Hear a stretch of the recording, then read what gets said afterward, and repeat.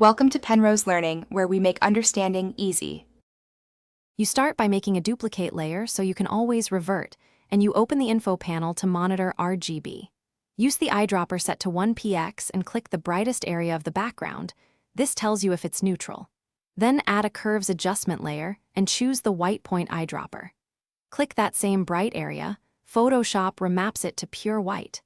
This corrects color casts from the outset and preserves image detail as you proceed. Once done with a global white point, make the adjustment layers mask active and paint with a soft brush to limit corrections to the background only. You don't want to wash out subject tones.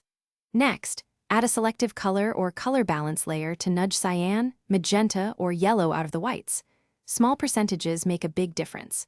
Make sure to toggle layer opacity or try blend modes if texture or highlights look crushed. That keeps the background natural yet neutral. Finish by checking the image at 100% and against a white-proof backdrop to ensure the background reads true white. Use a levels or exposure tweak to set final brightness while watching the info panel so highlight clipping stays minimal. If you notice halos or edge fringing, make sure to feather the mask 1 to 3 pixels or run select and mask to smooth transitions. That removes artifacts while preserving a crisp subject edge. If color still shifts, undo and slightly reduce each. Thanks for watching. If this was helpful, leave a like and consider subscribing. See you next time.